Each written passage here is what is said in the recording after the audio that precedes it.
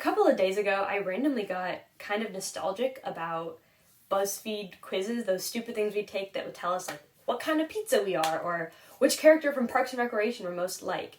And I started taking a couple of them, and I realized that they actually have a lot of quizzes that tell you what book you should read next. I'm always looking for new ways to find my next book because I often feel like I kind of have this content bubble where I get recommended a lot of the same books, or I have this recency bias for the things that I've heard about most recently I end up picking up, and I think that I miss out on a lot of content. So I've decided that I am going to make a vlog chronicling, first of all, books to get, and then second of all, reading those books and telling you some of my thoughts. You know, maybe the BuzzFeed quizzes when it comes to books actually happen to be kind of accurate. Maybe it's easier to recommend books to someone than tell them something really personal about who they are. I'm just hoping to find a couple of books that I end up really enjoying, or at least being glad that I read. Now I'm going to flash you back to a screen recording and a voiceover where I actually picked out the books that I'm going to read, and then we'll come back here and chat a little bit about them before I start reading.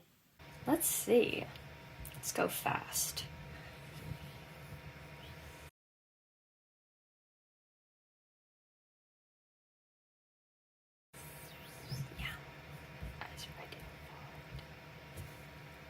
Learning people's getting pregnant. What the heck? I'm gonna say going on a road trip. Fall colors. That sounds nice. And I don't want to get pregnant or learn people's secrets. What is this? Oh gosh. Interesting. What the heck are these options? Okay, I guess I'll say a law textbook because I'd like to learn and read, and that's the only bookish thing. And being a lawyer sounds interesting. Okay, pick a number. Gotta go 256. Such a nice power of 2. Pick a pumpkin pie. Ooh, the whipped cream makes the pie. Okay. Sing, Unburied, Sing.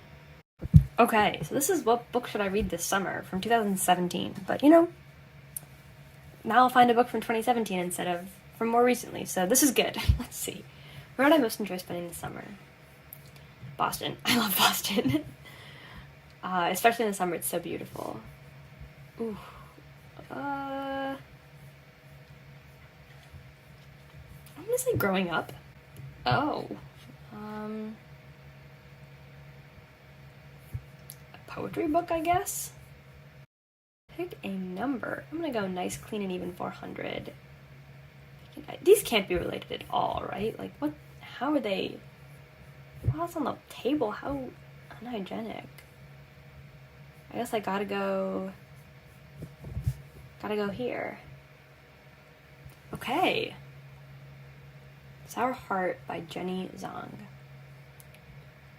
All right. Now I know what I'm gonna read. Excellent. So after I filmed that, I managed to go to the library and actually find both of these books at the library, which is very convenient. And so I'm going to read Sour Heart by Jenny Zhang and that's a horrible sound. Sing, Unburied, Sing by Jessamine Ward over the course of this week or two and let you know what I think. A fresh new voice emerges with the arrival of Sour Heart, establishing Jenny Zhang as a frank and subversive interpreter of the immigrant experience in America. In this debut collection, she conjures the disturbing and often hilarious experience of adolescence through the eyes of Chinese-American girls growing up in New York City. Her stories cut across generations and continents, moving from the fraught halls of a public school in Flushing, Queens, to the tumultuous streets of Shanghai, China, during the Cultural Revolution of the 1960s. In the absence of grown-ups, latchkey kids experiment on each other until one day the experiments turn violent. An overbearing mother abandons her artistic aspirations to come to America, but relives her glory days through karaoke, and a shy loner struggles to master English so she can speak to God. Oh, interesting. Okay, so I will be reading these over the course of the next week or so, and I will let you know what I think as I have thoughts. I'm pretty excited, actually. I think it's possible that BuzzFeed did a good job. We'll see.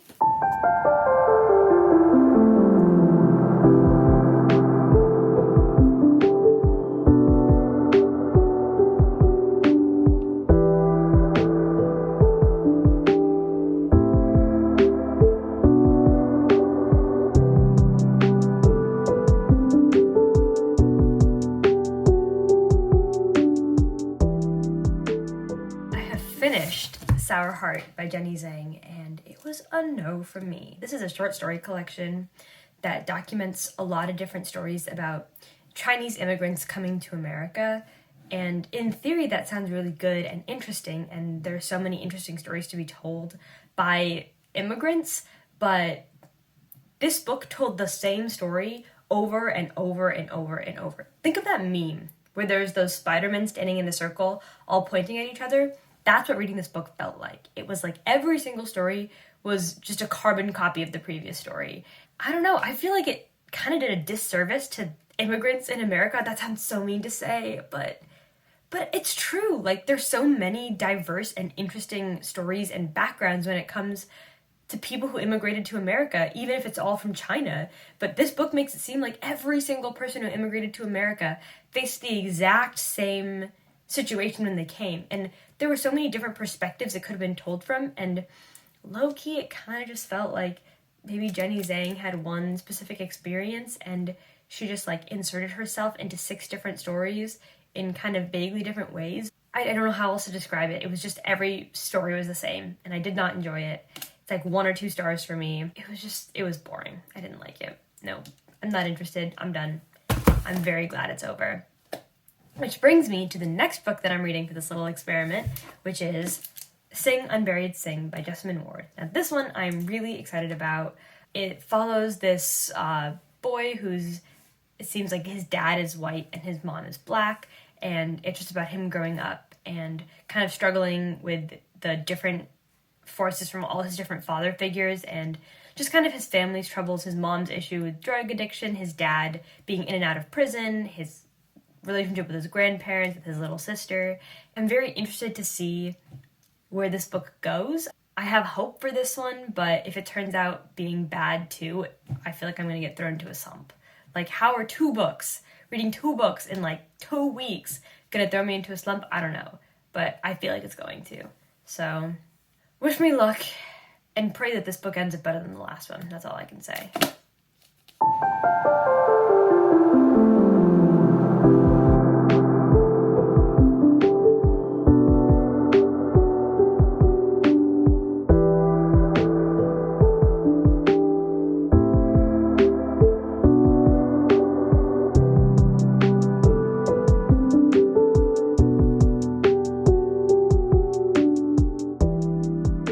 Unburied Sing follows mainly this boy Jojo and his little sister, both of whom are half black and half white. And their mother is a drug addict and not really that present. They're raised mainly by their grandparents, and their father is in prison.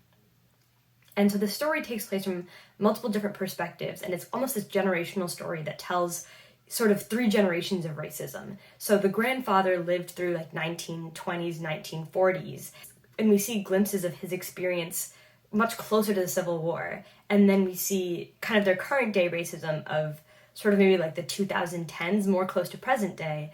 And we see that juxtaposition in how things have changed and how things haven't really changed. It has been a minute. My hair is shorter. Time has passed. And I have read Sing Unburied Sing. Now, I actually finished this book a while back, but I held off on filming this for a while because, to be honest, it took me a while to figure out what my thoughts were about the book exactly. As soon as I finished it, I knew that I had enjoyed it, but it was kind of one of those books that ends and you don't feel like you understood it completely. So I wanted to take some time to think about it and kind of step away from it before I came back and talked about what I liked and didn't like. I've got to say, first, just comparing it to Sour Heart, I liked this book way more. I thought it was a really unique story, and it's very interesting that I think oftentimes books about racism, we see kind of like a horizontal slice. But this was really like a vertical cut where we saw like layers of different years and generations and decades of racism, which I thought was really interesting. And it was about race without that being the only thing. Jessamine Ward is definitely an incredible writer.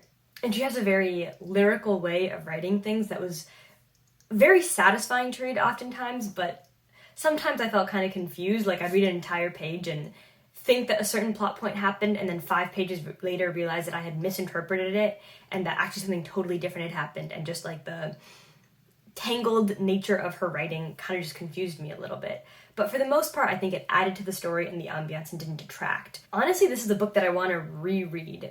I feel like I know what it's about and I know that I enjoyed it, but I think that as I was reading it, I didn't quite realize what it was leading up to while I was reading it, so I didn't know what to look for and I didn't know what to think about. And I think in a reread, I would be able to gain a lot more from it. So that is my takeaway, is that I'd like to reread this book. From first read, I'd say this is a 4-star read for me. It was definitely very gripping, hard to read, really sad. I was stressed the entire time, but it ended up being a really beautiful story.